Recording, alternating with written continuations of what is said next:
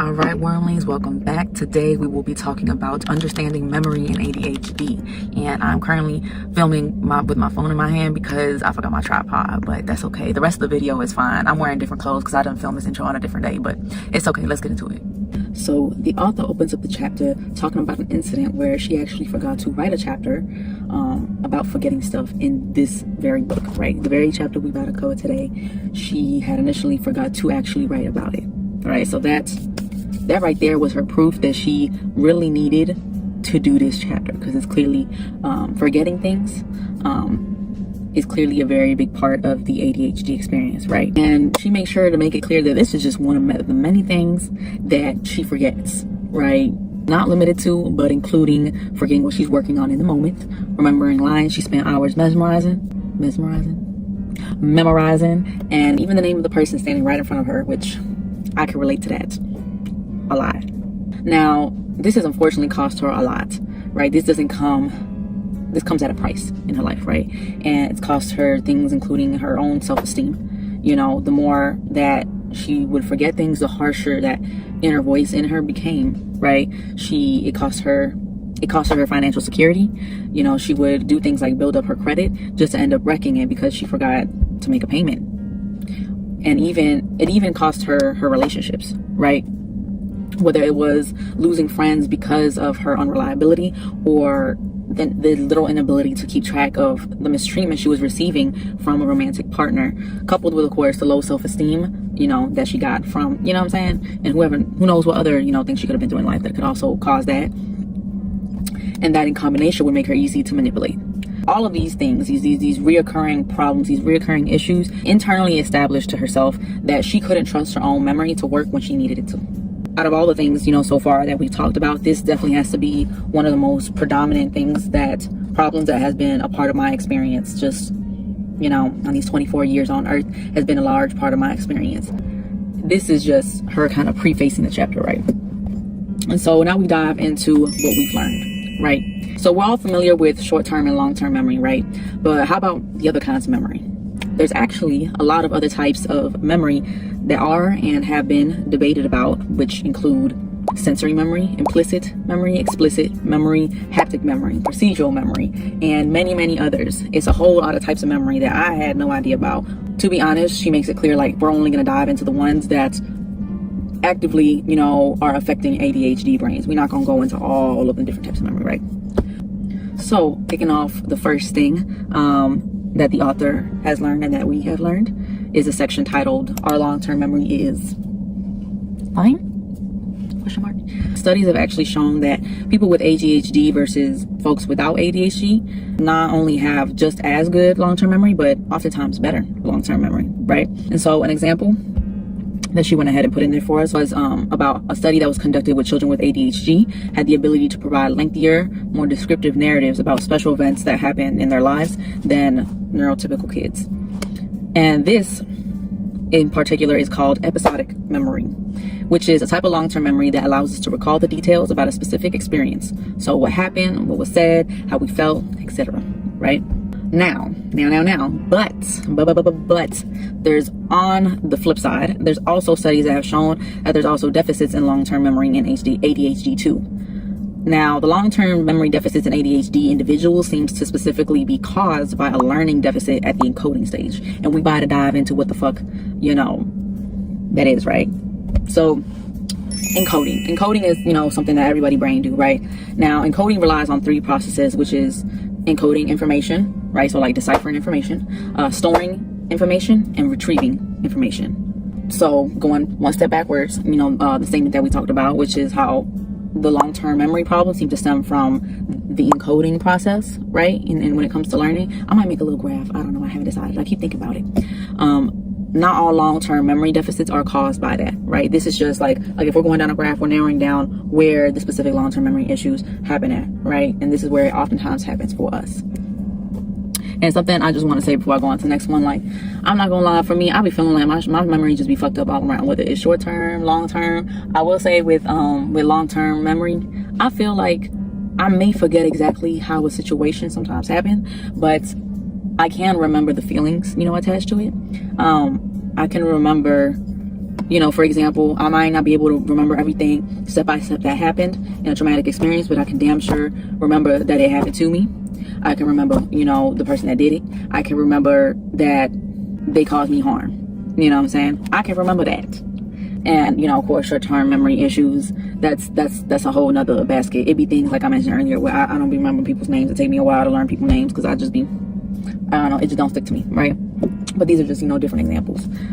So when it comes to the second thing, right, that we've learned, she titles this section, Working Memory is Often Impaired in ADHD. Now, we've talked about this before. We talked about this before. We had a whole section talking about working memory. Well, I think she was just talking about, I forgot which section of the book this was. Was it the time section? I don't know, but we'll just go ahead and go through a quick refresher on what that is and what's not, right? So working memory is a type of memory that gives us the ability to hold new information temporarily in our head while we work with it. So this is what's responsible for shit like remembering why you just walked into the kitchen, or remembering what today's date is so you can write it down on that job application. Those are some more tangible examples of what the fuck working memory does for us, okay? Now, everybody's got a limited number of slots in their working memory for information. We just have ADHD brains. We just have less slots, which is what makes things more challenging for us. So if neurotypical folks got, I don't know, like 5 slots, right? She uses these numbers. But if they have like 5 slots allocated for new information, we got like 3, okay? So that's just a quick rundown through that, right?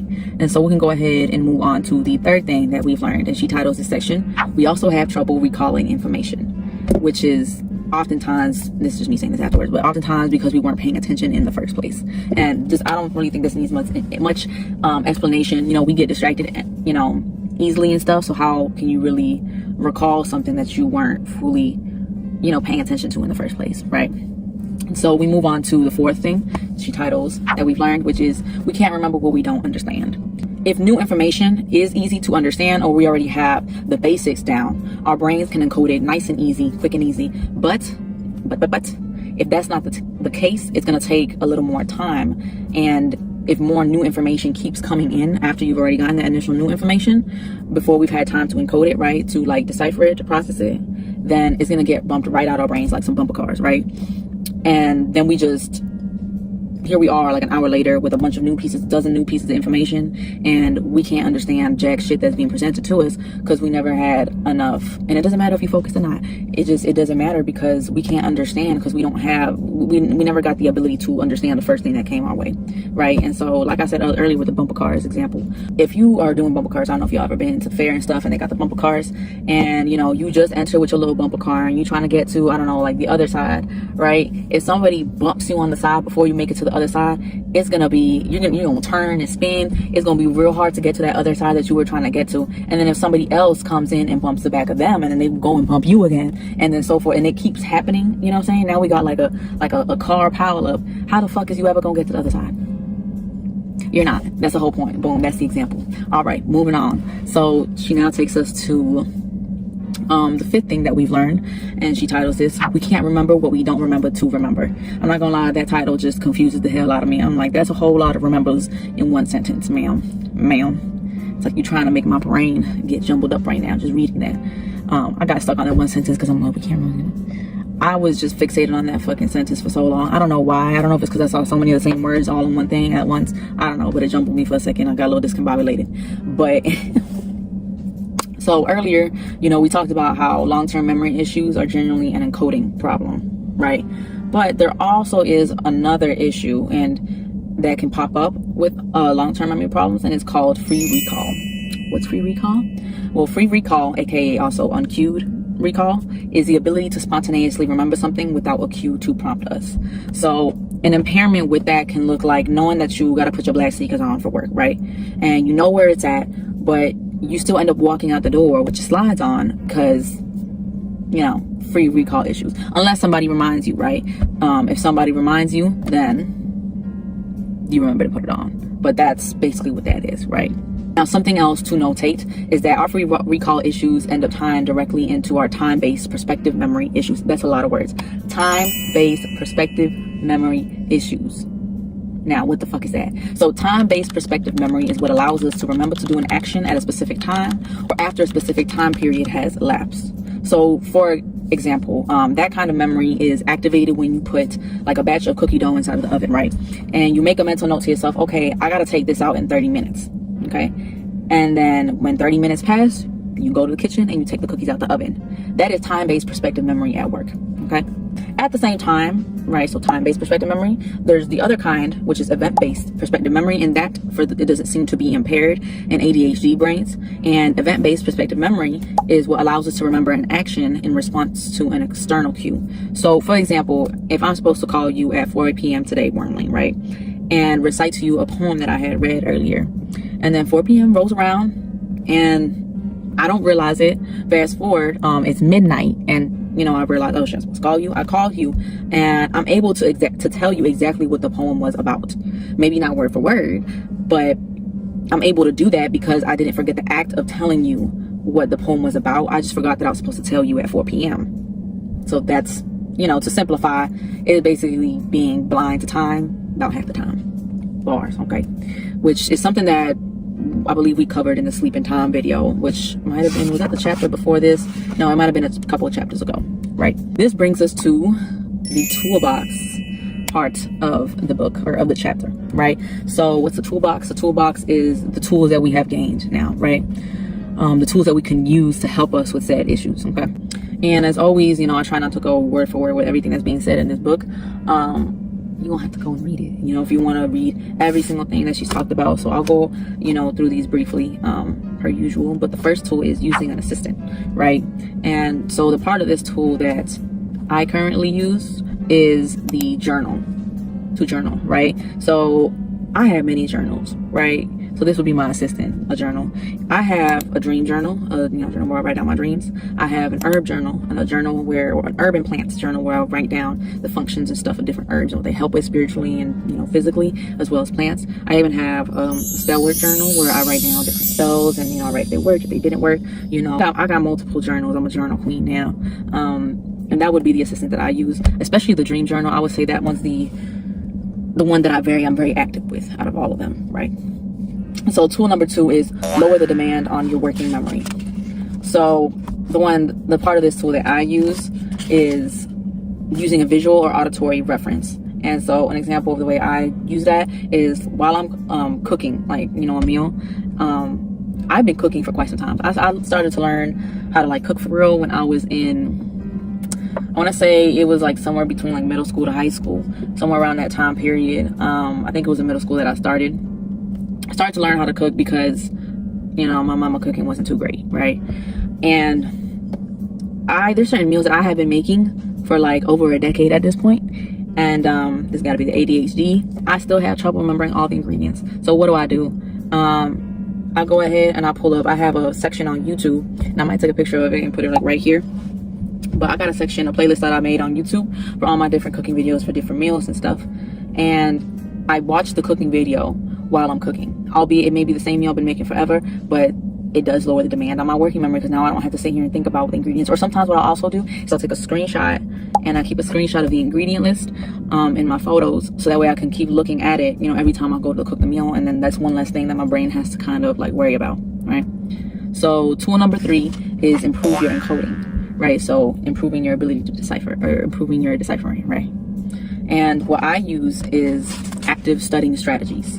So, or this is actually something I just started doing, and I literally started doing it while I was reading this chapter. I started annotating for like the first time. I've never annotated before. And if you don't know what annotating is, it's very simply just, you know, like making notes and stuff while you're reading, you know, a book. So like maybe it's underlining. I only had a pencil, I think. Well, honestly, I enjoy using the pencil. I would like a highlighter maybe. Oh, that's my grandpa, don't mind him. But I'm trying to like show, like you see, I got the little underlines. I got my little notes that I make on the side, and that's an active studying tool right there. You see a whole lot of annotating. I got the little triangle thingies, words circling and shit. Can y'all see that? Yeah, you can see that. So that's the part of that tool that I literally started to use as I read this chapter.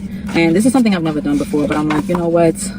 Let's see if this can help. And honestly, the idea to annotate, it really came to me while I was there's this book person I watch who's on like the booktube side of things. Her name is According to Alina, I love that girl videos. I love her videos. I might put her thing like right here. The last tool number 4, is use cues but with caution. And the part of the tool that I use is use cues to remind you of your intentions, right? And what I do is that I put I make vision boards and I update them every now and then, and I put them on my phone background, and I'm gonna show it to y'all real quick. You can't really see, okay, don't mind it, my phone's a little fucked up, but you see that? That's a little vision board that I got going on, and I try to do those and keep them updated. And I'll usually also have it like on my laptop or on my tablet, but the phone one is most important to me because I can look at it every day. I'm on this goddamn phone every day, right? So that's the cue that reminds me, okay, this is what I'm trying to do. And this is something that a lot of people do, you know what I'm saying? This is something that you see a lot of times when it comes to people and they're like, you know, like self-improvement videos and stuff, vision boarding. So this ain't nothing new. This is something I started to do last year, so it's pretty new to me, you know. So to conclude, right, she has a section called The Joy of Forgetting, and the author covers the positives that she takes away from her forgetfulness. And although I see her perspective, right, for me personally, almost every time that I read one of the positives that she takes, you know, from being forgetful, I can't help but see the downsides for me, you know. So everything she feels is a positive for me, I'm like, I feel like that's a negative for me, you know. And I'll go ahead and, you know, just touch on them, where it's like she talks about how, you know, she can oftentimes, you know, forget certain difficult situations that she's been through and stuff, and she feels like it's a positive because she's not reliving it and stuff. But at the same time, like, you know, I read that, and then for me, I'm like, I feel like it's a slippery slope, because even if I forget the trauma, the body keeps the score. And that's something that's been proven time and time again, you know what I'm saying? Whereas, like, I might forget that something happened to me or about a tough situation that I went through, but then, like, my body has a tendency to react a certain way when confronted with a similar scenario or something like that, you know. So I feel like I can't really see the positive in that. Another thing is that she oftentimes forgets her limitations, which makes it easier for her to jump into new projects and stuff with, like, enthusiasm, because she doesn't realize that, like, because she forgets, like, oh, you couldn't do this or whatever, right? And for me, I feel like that's just, like, for me, I feel like that just makes it easier to fall off a cliff, right? So I don't know if y'all ever seen, I don't know, maybe some of y'all, I'm sure a lot of y'all, in tarot, there's a card called the Fool card. And the Fool card, I'm gonna put a picture like right here. In the Fool card, oftentimes with like the Rider-Waite deck, you can see that, you know, the guy looks like he's just walking, dun, dun, dun, dun, you know, just there walking, not paying attention to a goddamn thing, and he's at the edge of a cliff about to fall off. You know, he's about to step off the cliff. And that's what I feel like, you know, I can't see the positivity in forgetting, like, that I shouldn't walk off the cliff, you know, metaphorically. I'm not talking about quite literally, but I'm talking about in a metaphorical sense, you know. I personally don't feel like that's a positive for me. And another thing, you know, that she also mentions is that, you know, her memory issues have helped her learn a lot of useful compensatory skills. So because she, you know, forgets, you know, how to do X, Y, Z, she ends up having to learn A, B, and C in order to be able to get a project done, right? And for me, I don't really see the positive in it, because I'm like, okay, so we're skill gaining to compensate for our lack, you know, for our inability to do, you know, to remember, you know. And for me, it's like, okay, so now we're having to do extra work because we couldn't remember how to do the process of how to do this, so now we have to figure out another way to get there. And, you know, it's always great to have a lot of skills, but, you know, for me, I think the way I look at it, I'm like, time and effort are, you know, resources that aren't, you know, how do I put it, like, my ability to skill gain back when I was 20 is not the same as now 24. You know what I'm saying? I'm a little older now. I don't have as much energy and shit. You know, I've gone through more trauma. You know what I'm saying? Like, so I wouldn't say that I enjoy forgetting how to do things. She does talk about how, and something that I guess I feel a bit more neutral and maybe semi-positive about, is the part where she talks about how she loves the joy of rediscovery. She loves losing things, right? Or she loves that she, you know, forgets about where she puts things, and then when she finds them again, she feels so much joy, like, oh, like, because she loves to discover things, like rediscover things. And I wouldn't say I feel like it's a joyful experience for me, you know. I would say it's more of a relieving experience to me, right? You know, I lost my favorite pair of, I don't know, sunglasses, and then like a week later I find them in the pocket of my coat, and I'm just like, I'm relieved. I wouldn't say I feel joy or anything. I'm just relieved I finally found it. But, you know, I wouldn't say it kind of takes away from, like, you know, probably all the fucking nervous wreck I was trying to find my goddamn sunglasses the week before. Like, where are my sunglasses, tearing up the house and stuff? I would say it's more on the neutral side, like, of, you know, relief that I feel. But, you know, the author does, after this, you know, talking about all these things, the author does make this statement, right? And I'm gonna read it to y'all. And she says, I get to walk through much of the world with childlike wonder, experiencing moments as if for the first time. And this statement, you know, out of this whole section is something that for once made me feel a positive to the forgetfulness, at least in terms of TV shows and movies, right? Because that's the one thing that I'm gonna forget a lot, and that I can actually say I feel some sort of like joy, you know, from forgetting. I am the type of person, you know, where I can sit here and rewatch a TV show. I'm gonna give an example of one show. There's one show called Bones. I'm gonna put a picture of it right here. And I have watched that whole entire show 4 times. I've been watching it since I was a kid. I've watched the whole entire show. Mind you, there's a lot of seasons in this show. And I have watched the rerun, like I rewatched it about 4 times. And every single time I do it, I end up forgetting like a lot of the episodes and stuff. I'll be like, oh yeah, no, like I don't remember. I'm like, I know I saw this before, but I don't even remember this part. And I do feel joy from that. And the same thing with movies. You know, I forget movies and I watch them again sometimes, and I'm like, oh yeah, I don't remember none of this shit, but this is a great movie. And here I am watching the movie for like the 3rd fucking time, and I'm having a great time watching it because I forgot. And this is one thing that I'll say, you know, I think ever since I was a kid, I've always been a very big TV kid and a very big like movie kid, you know. And I would have movies that I would see every year, and it felt like new to me, like every year. And there's one in particular. There's you know, DVDs. I used to have a whole DVD rack. Used to watch a lot of DVDs, and you know, I would pop them into the PlayStation. And there's this one DVD where it's like a 3-pack bundle, where it was Garfield. It was a Garfield holiday special DVD. And so they had the Halloween DVD, the Thanksgiving DVD, and the Christmas DVD. And I would watch those every single year for Halloween, Thanksgiving, and Christmas. And I have my feelings about, you know, some of them holidays nowadays. I don't celebrate Christmas or Thanksgiving no more. But I'll still watch some fucking specials. I did it. I sure did this fucking last year, okay? Because it's still fun to watch, you know?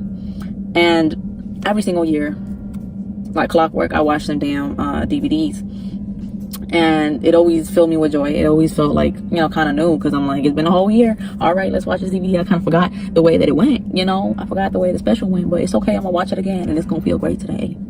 So I would, you know, close it off with that, where that's the one little positive I can take from it. Albeit my feelings about the other ones don't feel positive at all. You know, that's one experience that I can genuinely say I love. I love being able to rewatch things and derive pleasure from it, you know, because life is hard, you know what I'm saying? Life is hard. So if I can at least feel some joy from watching the Garfield fucking Christmas special every year, at least that's something, right? But you know, that is it. That is all Wormlings for today. But we are more than halfway done with the book, y'all. Matter of fact, let me just show y'all. This is where we at. Can you tell we're more than halfway done? This is a cute picture right here. This will be a good thumbnail picture. Don't send my DM. I mean, you can use it if you want. But this, I'm gonna do this in the future. Watch with my videos, mark my words. You're gonna see me on a thumbnail like, ooh, or some silly face, or I'm gonna just be smiling. I don't know. We'll see how that looks. But yeah, I just want to do that. Okay, like a flip phone. But yeah, bye, Wormlings. I'll see y'all next time.